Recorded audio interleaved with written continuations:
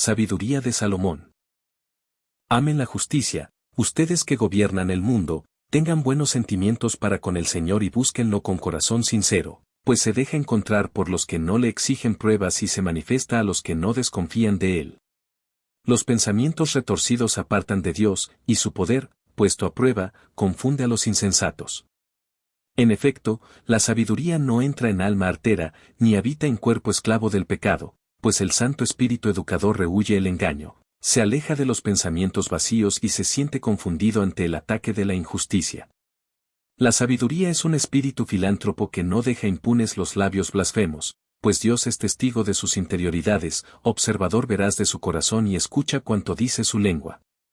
Porque el Espíritu del Señor llena la tierra, lo contiene todo y conoce cada voz. Por eso, quien pregone calumnias no podrá esconderse, ni evitar la acusación de la justicia. Los planes del impío serán investigados y el rumor de sus palabras llegará hasta el Señor como prueba de sus delitos. El oído atento lo escucha todo y no se le escapa el rumor de murmuraciones. Guárdense, pues, de murmuraciones inútiles y preserven su lengua de la calumnia, porque no hay confidencia emitida en vano, y la boca calumniadora da muerte al alma. No persigan la muerte con su vida perdida ni se busquen la ruina con las obras de sus manos, porque Dios no hizo la muerte ni se alegra con la destrucción de los vivientes.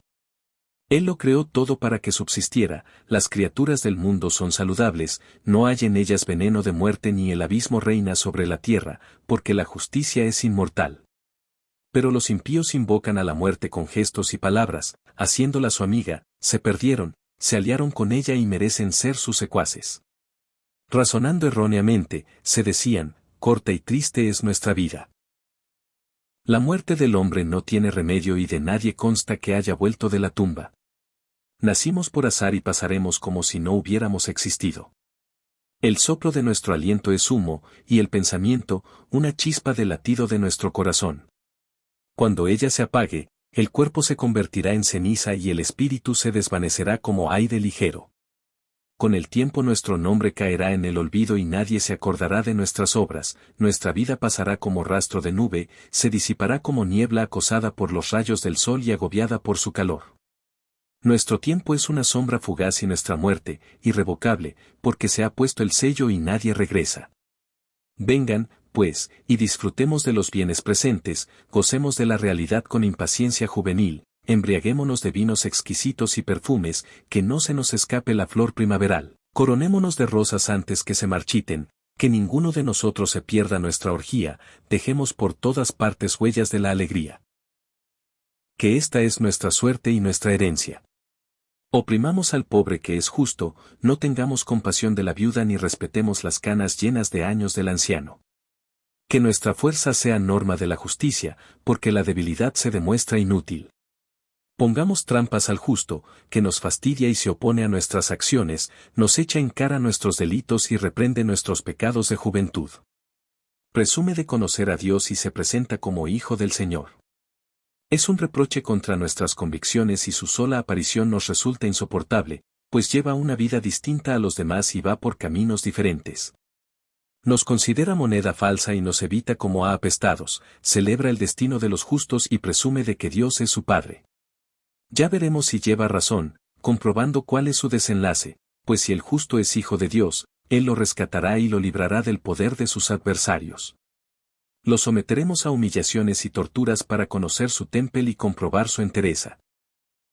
Lo condenaremos a una muerte humillante, pues, según dice, Dios lo protegerá. Así piensan, pero se equivocan, pues los ofusca su maldad.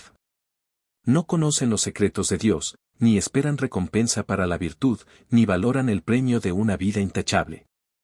Porque Dios creó al hombre para la inmortalidad y lo hizo a imagen de su mismo ser, pero la muerte entró en el mundo por envidia del diablo, y la experimentan sus secuaces. En cambio, la vida de los justos está en manos de Dios y ningún tormento los afectará. Los insensatos pensaban que habían muerto, su tránsito les parecía una desgracia y su partida de entre nosotros, un desastre, pero ellos están en la paz.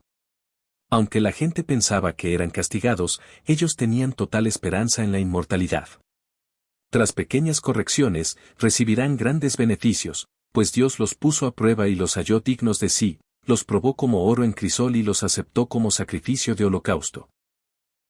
En el día del juicio resplandecerán y se propagarán como el fuego en un rastrojo. Gobernarán naciones, dominarán pueblos y el Señor reinará eternamente sobre ellos. Los que confían en Él comprenderán la verdad y los fieles a su amor permanecerán a su lado, pues la gracia y la misericordia están destinadas a sus elegidos. Los impíos, en cambio, serán castigados por sus razonamientos, por despreciar al justo y apartarse del Señor. Desdichado el que desprecia la sabiduría y la educación, vana es su esperanza, baldíos sus esfuerzos, e inútiles sus obras. Sus mujeres son necias, sus hijos perversos, y su posteridad maldita. Dichosa la estéril intachable, la que no conoce el hecho nupcial de pecado, pues obtendrá fruto en el juicio de los justos. Y también el eunuco que no actúa perversamente, ni alberga malos pensamientos contra el Señor, por su fidelidad recibirá especial recompensa y una herencia envidiable en el templo del Señor. Pues el fruto del buen trabajo proporciona fama, y la raíz de la sensatez es inquebrantable. Los hijos de adúlteros, en cambio, no alcanzarán la madurez, la descendencia de unión ilegítima desaparecerá. Aunque vivan muchos años, no serán apreciados y al final su vejez será deshonrosa. Y si mueren prematuramente, no tendrán esperanza, ni consuelo en el día del juicio, pues es penoso el final de la gente perversa. Más vale no tener hijos y tener virtud, pues su recuerdo es inmortal y es reconocida por Dios y por los hombres, presente, la imitan, ausente, la añoran, y en la eternidad desfila en triunfo coronada, pues venció en la lucha de premios intachables. En cambio, la familia numerosa de los impíos será inútil, sus retoños bastardos no echarán raíces profundas ni tendrá base sólida. Aunque sus ramas verdeen temporalmente, será sacudida por el viento a causa de su caducidad y arrancada de raíz por el huracán enfurecido. Sus ramas aún tiernas se troncharán, su fruto será inútil, inmaduro para comerlo, y nada se aprovechará. Pues los hijos nacidos de uniones ilícitas son testigos de la maldad de los padres a la hora de su examen. El justo, aunque muera prematuramente, tendrá descanso, pues la ancianidad venerable no consiste en larga vida ni se mide por los años. Que las canas del hombre son la prudencia y la edad avanzada, una vida intachable. Fue amado, porque agradaba a Dios, fue trasladado, porque vivía entre pecadores. Fue arrebatado para que la maldad no pervirtiera su inteligencia o el engaño sedujera su alma, pues la fascinación del mal ensombrece el bien y el frenesí del deseo pervierte al espíritu ingenuo. Madurando en poco tiempo, completó una larga vida, y como su alma era agradable al Señor, se apresuró a escapar de la maldad. La gente lo ve y no lo entiende, no les cabe esto en la cabeza, que la gracia y la misericordia están destinadas a sus elegidos, y su salvación, a sus santos. El justo que muere condena a los impíos que viven, y la juventud prematuramente realizada, a la longevidad del malvado. Ven la muerte del sabio, pero no comprenden su propósito, ni por qué el Señor lo ha puesto a salvo. Lo ven y lo desprecian, pero el Señor se reirá de ellos. Más tarde serán cadáveres sin honra, objeto de ultraje entre los muertos para siempre. Pues los estrellará de cabeza y sin rechistar, los removerá de sus cimientos, quedarán totalmente asolados y sumidos en el dolor, y su recuerdo se perderá. Acudirán asustados a dar cuenta de sus pecados y sus propios delitos los acusarán a la cara. Entonces el justo aguantará firme y lleno de confianza frente a los que lo oprimieron y despreciaron sus sufrimientos. Al verlo, quedarán sobrecogidos de espanto, desconcertados por la increíble salvación. Y, cambiando de opinión, con el espíritu angustiado, se dirán, este es aquel de quien hace tiempo nos reíamos, a quien convertimos, insensatos, en blanco de nuestros insultos. Su vida nos parecía una locura, y su muerte, una deshonra. Como es que ha sido incluido entre los hijos de Dios y comparte su herencia con los santos, ciertamente extraviamos el camino de la verdad, no nos iluminó la luz de la justicia, ni salió el sol para nosotros. Nos cansamos de andar por sendas de maldad y perdición, atravesamos desiertos intransitables, pero no reconocimos el camino del Señor. ¿De qué nos ha servido nuestro orgullo? ¿Qué nos han reportado las riquezas de que presumíamos?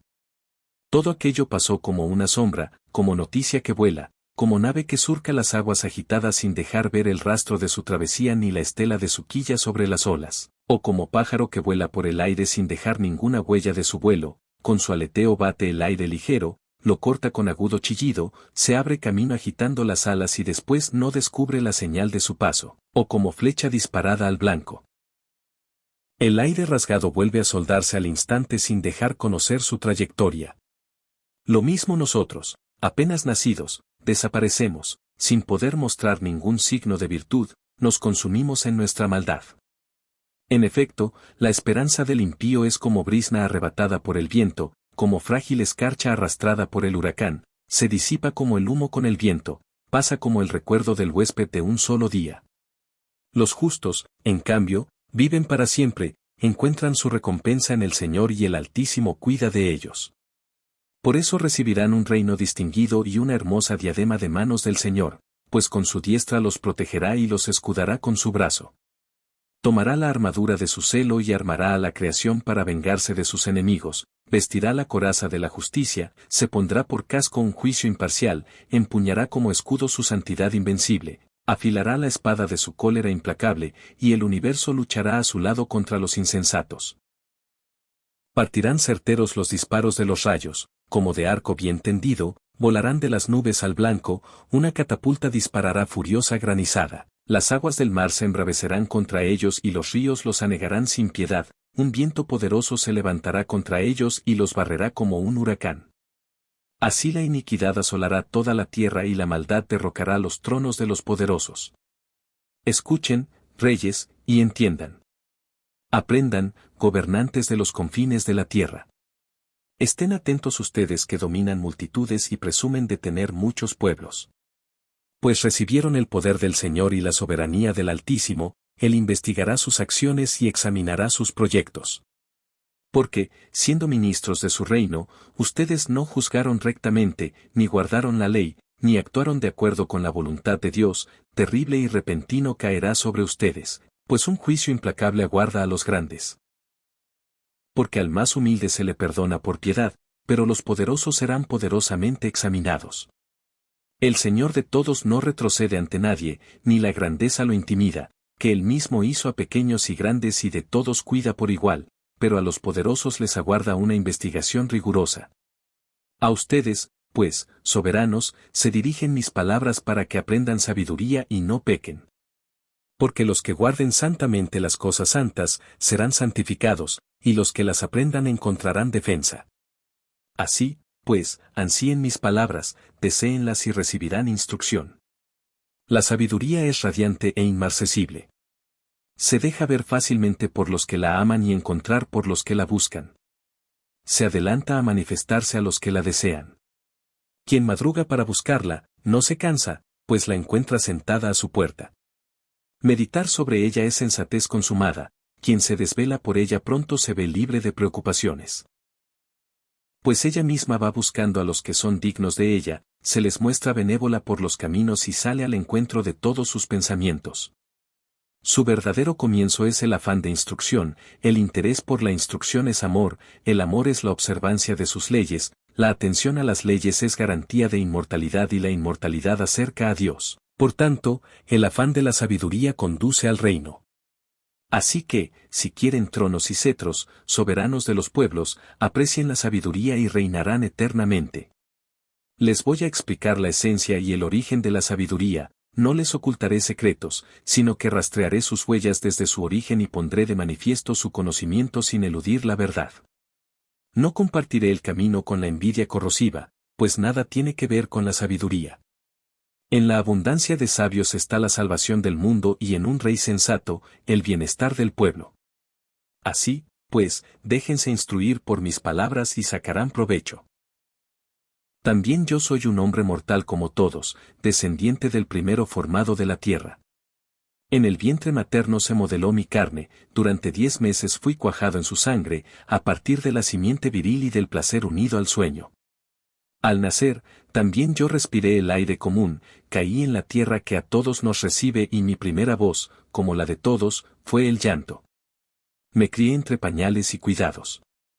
Pues ningún rey comenzó de otro modo su existencia, que son iguales para todos la entrada en la vida y la salida.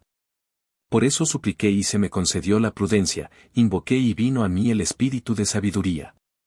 La prefería cetros y tronos y en su comparación tuve en nada la riqueza. No la equiparé a la piedra más preciosa, porque todo el oro a su lado es un puñado de arena y ante ella la plata es como el barro. La quise más que a la salud y a la belleza y preferí tenerla como luz, porque su claridad no anochece. Con ella me vinieron a la vez todos los bienes e incalculables riquezas en sus manos. Yo disfruté de todos, porque la sabiduría los trae, aunque ignoraba que ella fuera su origen. Sin engaño la aprendí y sin envidia la comparto, no escondo sus riquezas, porque es un tesoro inagotable para los hombres, y los que la adquieren se granjean la amistad de Dios, recomendados por los dones que ofrece la instrucción. Que Dios me conceda hablar con conocimiento y tener pensamientos dignos de sus dones, porque Él es quien guía a la sabiduría y quien dirige a los sabios. En sus manos estamos nosotros y nuestras palabras, toda prudencia y toda habilidad práctica. Él me concedió el verdadero conocimiento de los seres, para conocer la estructura del mundo y la actividad de los elementos, el principio, el fin y el medio de los tiempos, la alternancia de los solsticios y la sucesión de las estaciones, los ciclos anuales y la posición de las estrellas, la naturaleza de los animales y los instintos de las fieras, el poder de los espíritus y los pensamientos de los hombres, las variedades de las plantas y las virtudes de las raíces. Llegué a conocer cuánto está oculto y manifiesto, porque la sabiduría, artífice de todo, me lo enseñó. Pues hay en ella un espíritu inteligente, santo, único, múltiple, sutil, ágil, perspicaz, inmaculado, claro, impasible, amante del bien, agudo, libre, bienhechor, filántropo, firme, seguro, sereno, que todo lo puede, todo lo controla y penetra en todos los espíritus, los inteligentes, los puros, los más sutiles. Pues la sabiduría es más móvil que cualquier movimiento y, en virtud de su pureza, atraviesa y penetra todo. Es un soplo del poder de Dios, una emanación pura de la gloria del Omnipotente, por eso, nada contaminado la afecta. Es reflejo de la luz eterna, espejo inmaculado de la actividad de Dios e imagen de su bondad. Aun siendo una sola, todo lo puede, sin cambiar en nada, renueva el universo, y entrando en las almas santas en cada generación hace amigos de Dios y profetas, pues Dios solo ama a quien convive con la sabiduría. Ella es más bella que el sol y supera a todas las constelaciones, comparada con la luz, sale ganando, porque la luz deja paso a la noche, pero a la sabiduría no la domina el mal. Se propaga decidida de uno al otro con fin y gobierna todo con acierto. Yo la amé y la pretendí desde mi juventud, me empeñé en hacerla mi esposa, enamorado de su belleza. Su intimidad con Dios ennoblece su linaje, pues el dueño de todo la ama. Está iniciada en el conocimiento de Dios y es la que elige sus obras. Si la riqueza es un bien apetecible en la vida, ¿qué cosa es más rica que la sabiduría, que todo lo hace? Si la inteligencia trabaja, ¿quién sino la sabiduría es el artífice de cuanto existe? Si alguien ama la justicia, las virtudes son su especialidad, pues ella enseña templanza y prudencia, justicia y fortaleza, para el ser humano no hay en la vida nada más provechoso. Si alguien anhela una gran experiencia, ella conoce el pasado y adivina el futuro, comprende dichos agudos y resuelve enigmas, conoce de antemano signos y prodigios y la oportunidad de momentos y tiempos. Así, pues, decidí tomarla por compañera, consciente de que sería mi consejera en la dicha y mi alivio en las preocupaciones y penas. Gracias a ella obtendré gloria entre la gente y, aunque joven, el aprecio de los ancianos. Apareceré agudo en el juicio y seré la admiración de los poderosos. Cuando calle, esperarán, cuando hable, prestarán atención, y si me alargo hablando, se llevarán la mano a la boca. Gracias a ella alcanzaré la inmortalidad y legaré perpetuo recuerdo a la posteridad. Gobernaré a los pueblos y someteré naciones. Soberanos terribles se asustarán al oír hablar de mí. Me mostraré generoso con las multitudes y valiente en la guerra. Al volver a casa, descansaré a su lado, pues su compañía no produce amargura ni su intimidad entristece, sino que contenta y alegra.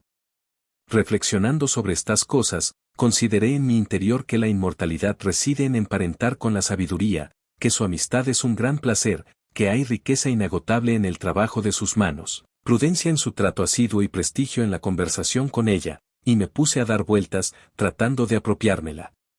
Yo era un muchacho de buen natural, dotado de un alma buena, o más bien, siendo bueno, vine a un cuerpo sin tara, pero, comprendiendo que no la conseguiría, si Dios no me la daba, y ya era un signo de sensatez saber de quién procedía tal don, acudí al Señor y le supliqué, diciéndole de todo corazón: Dios de mis antepasados, Señor de misericordia, que hiciste todas las cosas con tu palabra, y con tu sabiduría formaste al hombre para que dominara sobre tus criaturas, gobernara el mundo con santidad y justicia y juzgara con rectitud de espíritu, dame la sabiduría entronizada junto a ti, y no me excluyas de entre tus hijos. Porque soy siervo tuyo, hijo de tu esclava, un hombre débil y de vida efímera, incapaz de comprender el derecho y las leyes. Pues, aunque uno sea perfecto entre los hombres, si le falta la sabiduría que viene de ti, será tenido en nada. Tú me elegiste como rey de tu pueblo para gobernar a tus hijos y a tus hijas, tú me encargaste construir un templo en tu monte santo y un altar en la ciudad donde habitas, a imitación de la tienda santa que preparaste desde el principio. Contigo está la sabiduría que conoce tus obras, que estaba a tu lado cuando hacías el mundo, que conoce lo que te agrada y lo que es conforme a tus mandamientos. Envíala desde el santo cielo, mándala desde tu trono glorioso, para que me acompañe en mis tareas y pueda yo conocer lo que te agrada. Ella, que todo lo sabe y comprende, me guiará prudentemente en mis empresas y me protegerá con su gloria. Así mis obras serán aceptadas, juzgaré a tu pueblo con justicia y seré digno del trono de mi Padre. Pues, ¿qué hombre puede conocer la voluntad de Dios? ¿Quién puede considerar lo que el Señor quiere? Los pensamientos humanos son mezquinos y nuestros proyectos, caducos, pues el cuerpo mortal oprime el alma y la tienda terrenal abruma la mente reflexiva. Si a duras penas vislumbramos lo que hay en la tierra y con dificultad encontramos lo que tenemos a mano, ¿quién puede rastrear lo que está en los cielos? ¿Quién puede conocer tu voluntad, si tú no le das la sabiduría y le envías tu Espíritu Santo desde el cielo? Así se enderezaron los caminos de los habitantes de la tierra, los hombres aprendieron lo que te agrada y se salvaron gracias a la sabiduría. Ella fue la que protegió al primer hombre, padre del mundo, creado solo, lo rescató de su caída y le dio poder para dominar todas las cosas. De ella se apartó el criminal iracundo y pereció con su furor fratricida. Cuando la tierra fue inundada por su culpa, la sabiduría la salvó conduciendo al justo en una humilde tabla. En la perversión común de los pueblos confundidos, ella conoció al justo, lo conservó intachable ante Dios y lo sostuvo firme a pesar del amor entrañable a su Hijo. Durante el exterminio de los impíos, ella salvó al justo cuando huía del fuego que caía sobre la Pentápolis. De su maldad todavía quedan como testigos una tierra desolada y humeante y unas plantas con frutos malogrados, y, como monumento al alma incrédula, se levanta una estatua de sal. Pues, al apartarse de la sabiduría, no solo sufrieron la desgracia de ignorar el bien, sino que además legaron a la historia un recuerdo de su insensatez, para que sus faltas no quedaran ocultas. La sabiduría, sin embargo, sacó de apuros a sus servidores. Al justo que huía de la ira de su hermano ella lo guió por caminos rectos, le mostró el reino de Dios y le dio a conocer las cosas santas, le dio prosperidad en sus trabajos y multiplicó el fruto de sus esfuerzos. Lo asistió contra la avaricia de sus opresores y lo enriqueció, lo defendió de sus enemigos, lo protegió de los que le tendían trampas y, tras duro combate, le dio la victoria, para enseñarle que la piedad triunfa sobre todo. Ella no abandonó al justo vendido, sino que lo libró del pecado, bajó con él a la cisterna y no lo dejó solo en la prisión, hasta entregarle el cetro real y el poder sobre sus tiranos, demostró la falsedad de sus ofensores y le concedió gloria eterna. Ella libró de la nación opresora a un pueblo santo y a un linaje intachable. Entró en el alma del servidor del Señor y combatió a reyes temibles con prodigios y señales. Recompensó a los santos por sus fatigas y los condujo por un camino maravilloso, fue para ellos sombra durante el día y resplandor de estrellas durante la noche. Les abrió paso a través del mar rojo y los condujo entre aguas caudalosas, mientras sumergió a sus enemigos y luego los sacó a flote desde el fondo del abismo. De este modo los justos despojaron a los impíos, cantaron himnos, Señor, a tu santo nombre y alabaron a coro tu mano vencedora, porque la sabiduría abrió la boca de los mudos y soltó las lenguas infantiles. Ella llevó felizmente a término sus acciones por medio de un santo profeta. Atravesaron un desierto inhóspito y acamparon en parajes intransitables. Hicieron frente a sus enemigos y rechazaron a sus adversarios. Tuvieron sed y te invocaron. Bebieron agua de una roca escarpada, en la dura piedra remediaron su sed. Pues lo que sirvió de castigo para sus enemigos, se convirtió en auxilio de su propia necesidad. En lugar de la fuente de un río perenne, enturbiado con sangre sucia, en castigo por un decreto infanticida, les diste sin esperarlo agua abundante, mostrándoles con la sed de entonces cómo habías castigado a sus adversarios. Pues cuando sufrían una prueba, aunque corregidos con cariño, conocían cómo eran castigados los impíos, juzgados con cólera, pues a ellos los probaste como padre que corrige, pero a los otros los castigaste como rey justiciero que condena. Los ausentes y los presentes se consumían por igual, pues los embargaba una doble tristeza y un lamento al recordar el pasado, cuando se enteraban de que sus propios castigos redundaban en beneficio de los otros, reconocían al Señor. Al que antes habían abandonado expósito y rechazado con burlas, al final de los acontecimientos lo admiraron, tras pasar una sed distinta de la de los justos. Por sus pensamientos insensatos y malvados, que los desorientaron, haciéndoles adorar a reptiles irracionales y a viles animales, tú les enviaste como castigo una multitud de animales irracionales, para que comprendieran que en el pecado va la penitencia. Pues bien podía tu mano omnipotente, que había creado el mundo de materia informe, enviar contra ellos manadas de osos o leones intrépidos, o fieras enfurecidas, desconocidas y recién creadas, que lanzaran resoplidos de fuego, despidieran humaredas apestosas o echaran chispas terribles por los ojos, capaces, no ya de aniquilarlos con sus ataques, sino de exterminarlos con su aspecto terrorífico. Y aún sin esto, podían haber sucumbido de un soplo, perseguidos por la justicia o barridos por tu aliento poderoso. Pero tú regulaste todo con medida, número y peso. Tú siempre puedes utilizar tu poder. ¿Quién va a resistir la fuerza de tu brazo? El mundo entero es ante ti como un gramo en la balanza, como gota de rocío matutino sobre la tierra. Pero te compadeces de todos porque todo lo puedes y pasas por alto los pecados de los hombres para que se arrepientan. Amas a todos los seres y no aborreces nada de lo que hiciste, pues, si algo odiaras, no lo habrías creado. ¿Cómo subsistiría algo, si tú no lo quisieras? ¿Cómo se conservaría, si no lo hubieras llamado? Pero tú eres indulgente con todas las cosas, porque son tuyas, Señor, amigo de la vida, pues tu aliento incorruptible está en todas ellas. Por eso corriges poco a poco a los que caen y los reprendes recordándoles sus pecados, para que se aparten del mal y crean en ti, Señor. A los antiguos habitantes de tu tierra santa los aborreciste por sus abominables acciones, prácticas mágicas y ritos sacrílegos.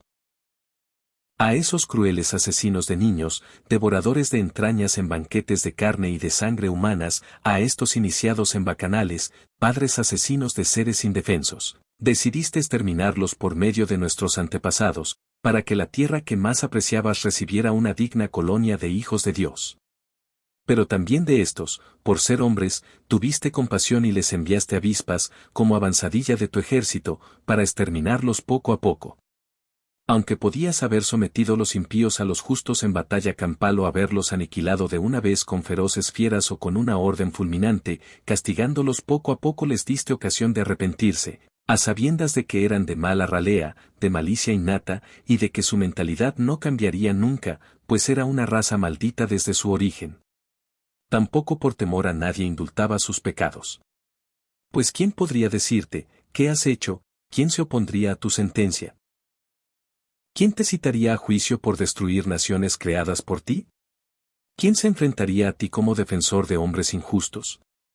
Pues fuera de ti no hay Dios que cuide de todo, a quien tengas que dar cuenta de la justicia de tus juicios, ni rey ni soberano que pueda desafiarte defendiendo a los que has castigado. Puesto que eres justo, todo lo gobiernas con justicia y consideras incompatible con tu poder el condenar a quien no merece castigo. Tu poder es el principio de la justicia y tu señorío sobre todo te hace ser compasivo con todos. Demuestras tu poder ante los que desconfían de la plenitud de tu fuerza y confundes la osadía de los que la conocen. Dueño de tu poder, juzgas con moderación y nos gobiernas con gran indulgencia, porque haces valer tu poder cuando quieres. Actuando así, enseñaste a tu pueblo que el justo debe ser filántropo y diste a tus hijos esperanza plena, pues tras el pecado das lugar al arrepentimiento. Pues si a los enemigos de tus hijos, reos de muerte, los castigaste con tanto miramiento y clemencia, dándoles tiempo y lugar para apartarse de su maldad, con cuánta consideración no habrás juzgado a tus hijos, con cuyos padres hiciste juramentos y alianzas de grandes promesas? Así, nos educas castigando a nuestros enemigos con moderación, para que, al juzgar, recordemos tu bondad y, al ser juzgados, esperemos misericordia. Por eso, a los que vivían de manera insensata e inicua los atormentaste con sus propias abominaciones, pues se habían extraviado muy lejos por los caminos del error, tomando por dioses a los animales más viles y despreciables, dejándose engañar como niños inconscientes. Por eso, como a niños sin razón, les enviaste un castigo de risa. Pero los que no escarmentaron con correcciones ridículas iban a experimentar un castigo digno de Dios.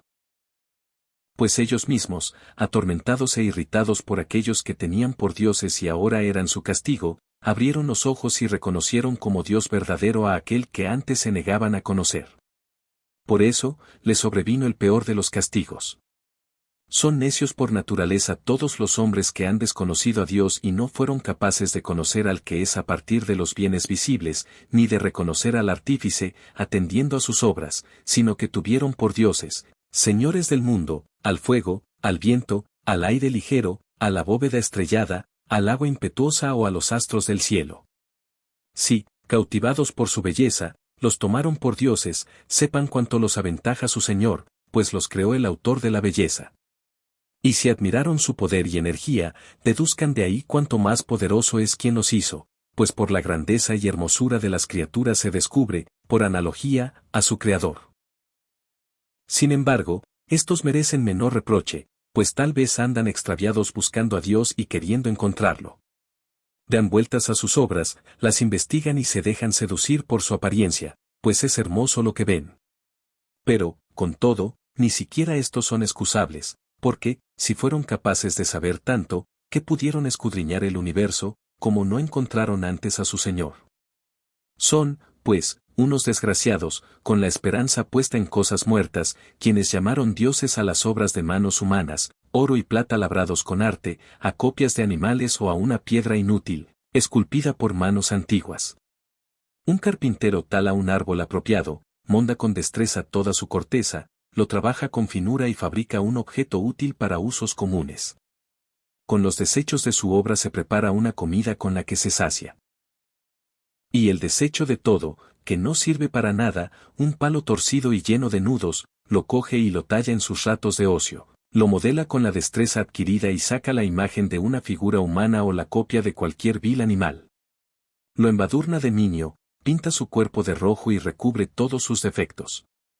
Luego le prepara un nicho digno y lo coloca en la pared asegurándolo con hierros. Para que no se le caiga, toma sus precauciones, sabiendo que no puede valerse por sí mismo, pues es una imagen y necesita ayuda. Cuando le reza por la hacienda, las bodas y los hijos, no se avergüenza de hablar con algo inanimado. Y pide salud a un enfermo, vida a un muerto, ayuda al más inepto, un viaje feliz al que no puede andar, y para las ganancias, empresas y éxitos de sus tareas pide vigor al más torpe de manos. Otro, dispuesto a embarcar para cruzar el mar bravío, invoca a un madero más frágil que la nave que lo lleva. A esta la inventó el afán de lucro y la construyó la sabiduría como artífice, pero es tu providencia, Padre, quien la guía, pues también en el mar abriste un camino y una senda segura entre las olas, demostrando así que puedes salvar de todo peligro para que hasta el inexperto pueda embarcarse.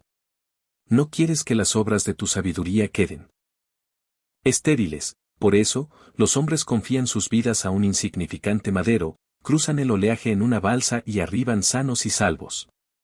Ya en los comienzos, cuando los soberbios gigantes perecían, la esperanza del mundo se refugió en una balsa que, pilotada por tu mano, legó al mundo una semilla de vida. Bendito, pues, el madero con el que se hace justicia, pero malditos el ídolo manufacturado y el que lo hizo, el uno por hacerlo, y el otro porque, siendo corruptible, es considerado Dios. Dios aborrece igualmente al impío y su impiedad, y la obra será castigada junto con su autor. Por eso los ídolos de las naciones también serán juzgados, porque se convirtieron en abominación entre las criaturas de Dios, ocasión de tropiezo para las almas de los hombres y una trampa para los pies de los insensatos. La invención de los ídolos fue el comienzo de la infidelidad y su descubrimiento, la corrupción de la vida. Pero no existían desde el principio, ni existirán para siempre. Entraron en el mundo por la vanidad de los hombres y, por eso, su fin inmediato está decidido. Un padre, afligido por un luto prematuro, hace una imagen del hijo malogrado, y al que ayer era hombre muerto, hoy lo honra como un dios y encarga a sus subordinados misterios y ritos. Luego la impía costumbre se consolida con el tiempo y se observa como ley. Las estatuas también recibían culto por decreto de los soberanos.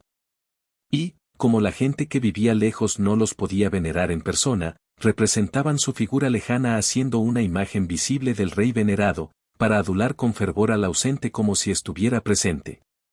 La ambición del artista contribuyó a extender este culto incluso entre quienes no lo conocían, pues éste, queriendo complacer cegaramente al soberano, alteró con su arte el parecido para embellecerlo, y la multitud, seducida por el encanto de la obra, tomó entonces por objeto de culto al que poco antes honraba como hombre.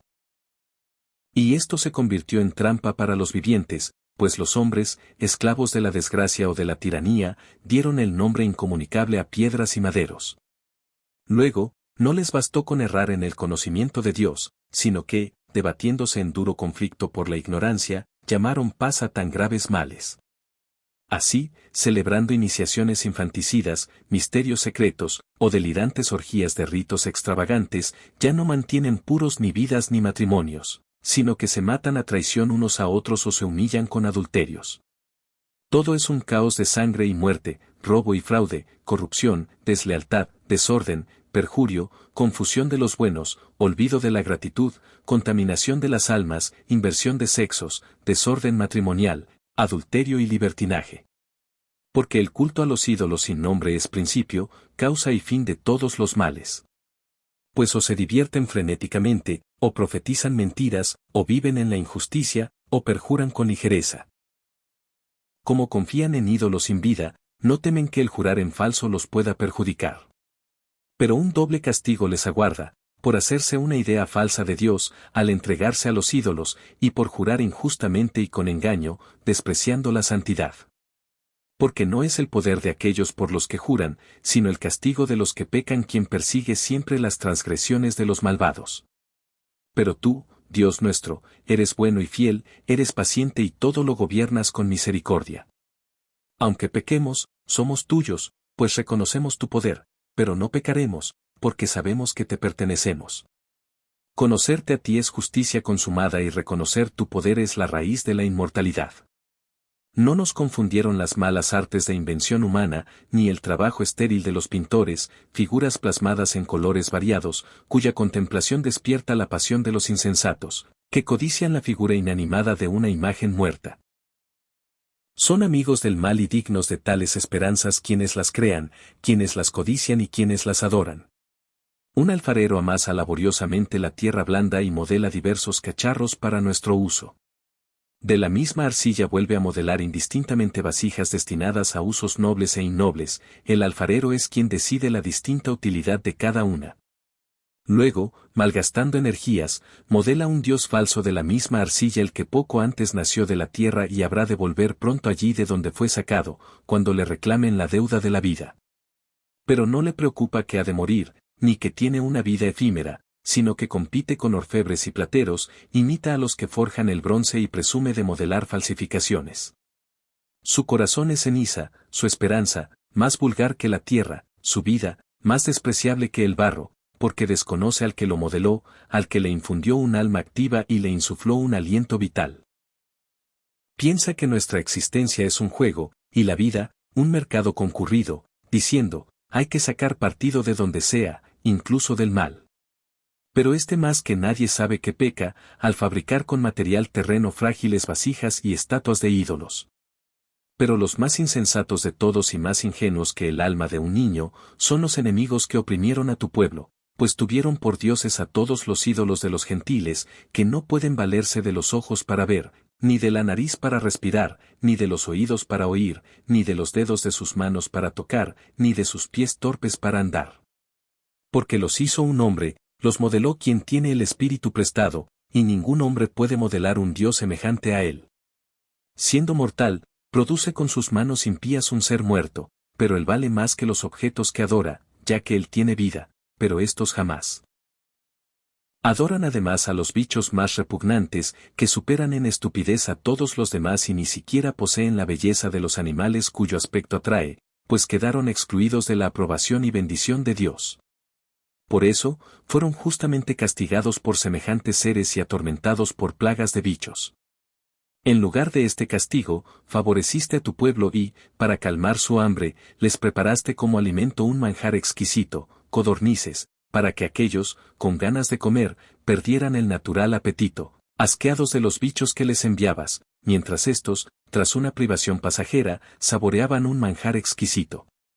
Pues era preciso que aquellos opresores sufrieran un hambre irremediable, mientras a éstos bastaba con mostrarles cómo eran atormentados sus enemigos. Incluso cuando les sobrevino la furia terrible de las fieras y perecían mordidos por serpientes sinuosas, tu cólera no duró hasta el final. Como escarmiento, se vieron molestados por poco tiempo, pues tenían un signo de salvación para recordar los mandamientos de tu ley, y el que lo miraba se curaba, no por lo que contemplaba, sino por ti, Salvador de todos. Con esto convenciste a nuestros enemigos de que tú eres quien libra de todo mal, ellos morían por las picaduras de langostas y moscas, sin encontrar remedio para su vida, pues merecían ser castigados por tales bichos. Pero contra tus hijos nada pudieron los dientes de serpientes venenosas, pues tu misericordia acudió a sanarlos. Las mordeduras, pronto curadas, les recordaban tus palabras, para que no cayeran en profundo olvido y se vieran excluidos de tus beneficios. No los curó hierba ni cataplasma, sino tu palabra, Señor, que todo lo sana. Pues tú tienes poder sobre la vida y la muerte, haces bajar a las puertas del abismo y haces subir. El hombre, en cambio, puede matar con su maldad, pero no puede devolver el espíritu que se fue, ni liberar al alma del abismo. Es imposible escapar de tu mano. Los impíos que no querían conocerte fueron castigados con la fuerza de tu brazo, los persiguieron lluvias insólitas, granizadas y aguaceros implacables, y el fuego los devoró. Y lo más sorprendente era que el fuego ardía más en el agua, que todo lo apaga, pues el cosmos es defensor de los justos. Unas veces las llamas amainaban para no abrazar a los animales enviados contra los impíos y para que, al verlos, comprendieran que los impulsaba el juicio de Dios. Otras veces, aún en medio del agua, ardían más intensamente que el fuego para destruir los frutos de una tierra injusta.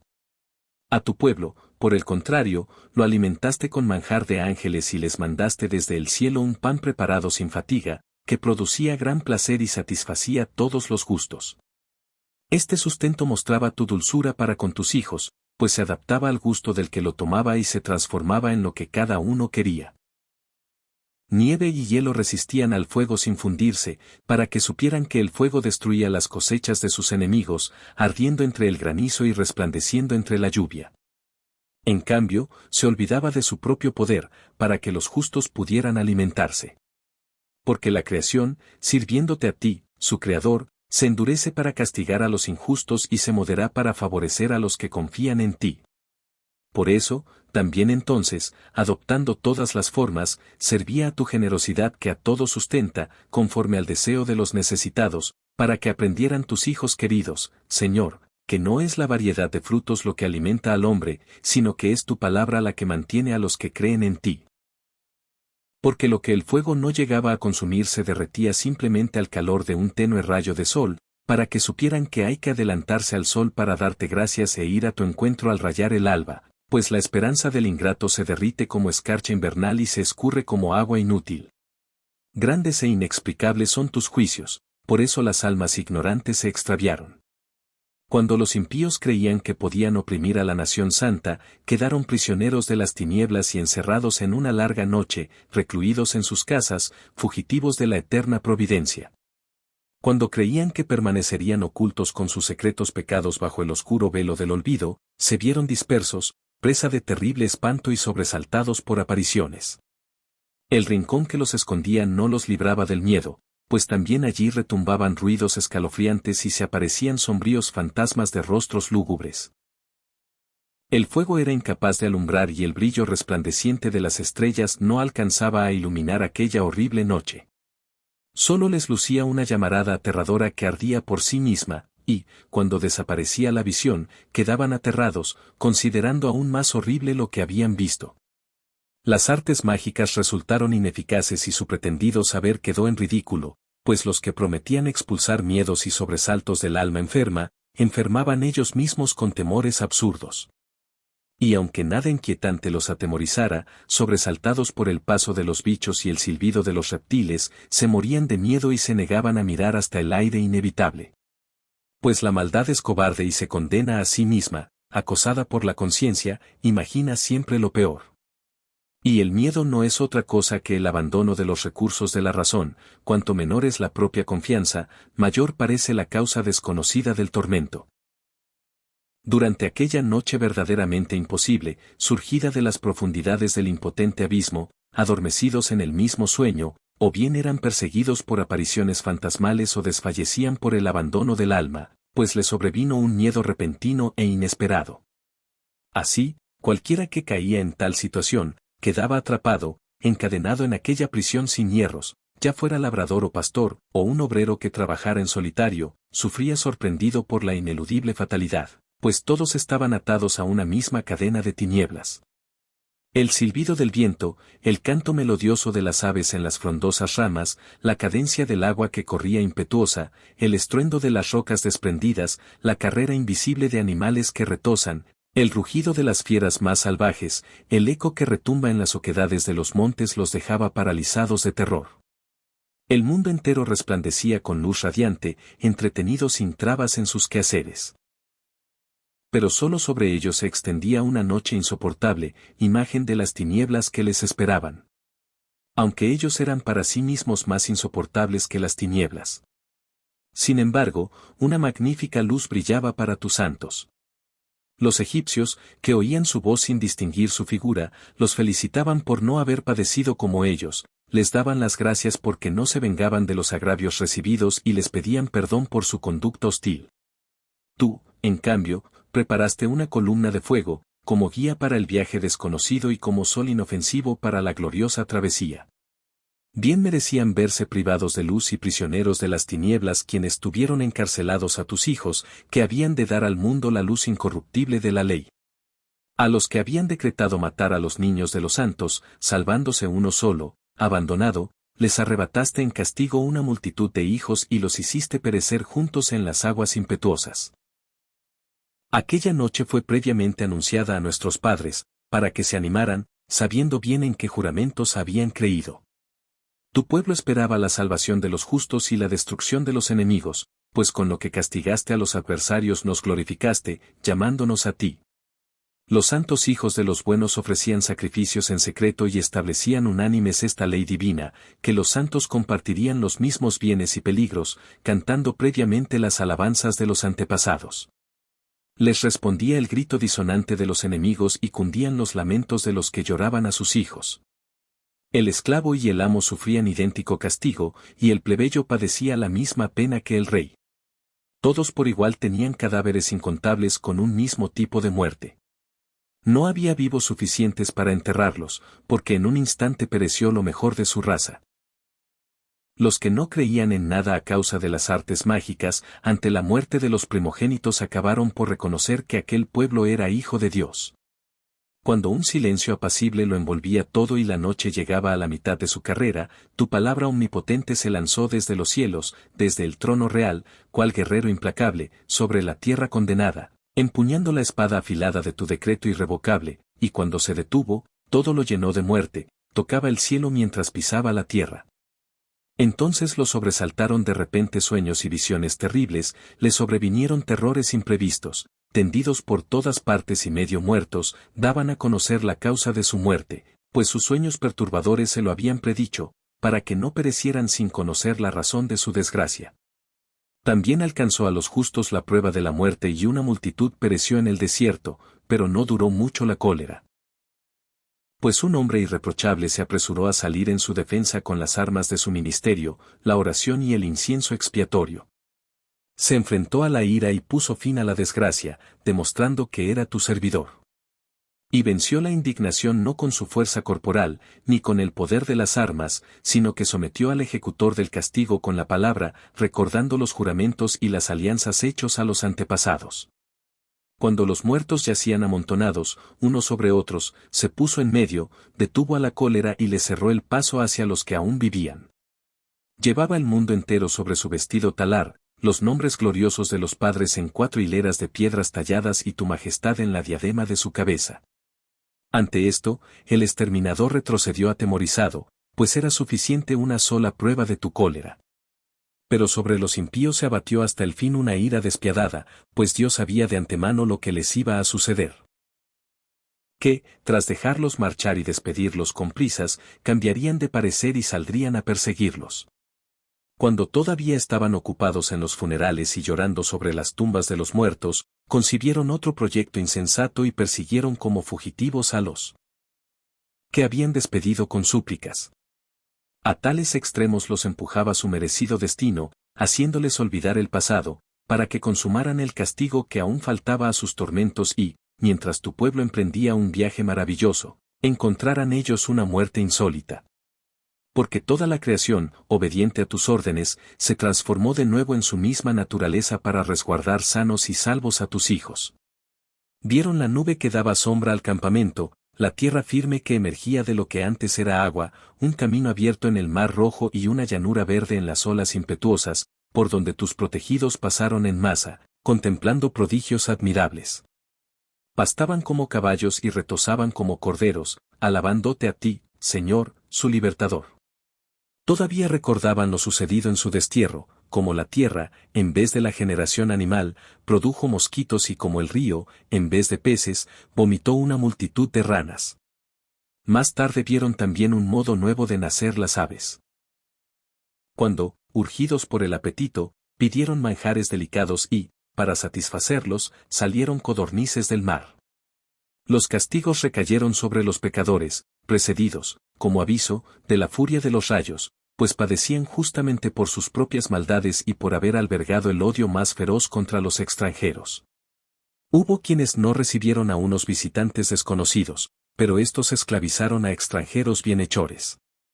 Pero aún hay más, pues a aquellos se les pedirá cuentas por haber recibido hostilmente a los extranjeros, pero estos, después de recibir con fiestas a los que ya participaban de sus mismos derechos, los maltrataron con terribles trabajos. Y también fueron atacados por la ceguera, como aquellos que, a las puertas del justo, envueltos en profunda oscuridad, buscaban el vano de sus puertas.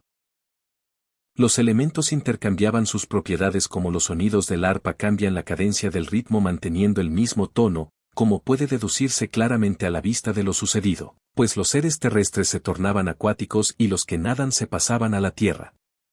El fuego aumentaba en el agua su propia virtud y el agua olvidaba su poder extintor. Las llamas, por el contrario, no consumían las carnes de los débiles animales que se movían entre ellas, ni derretían aquella especie de manjar divino, parecido a la escarcha y fácil de derretir. En todo, Señor, engrandeciste y glorificaste a tu pueblo, y no dejaste de asistirlo nunca y en ningún lugar.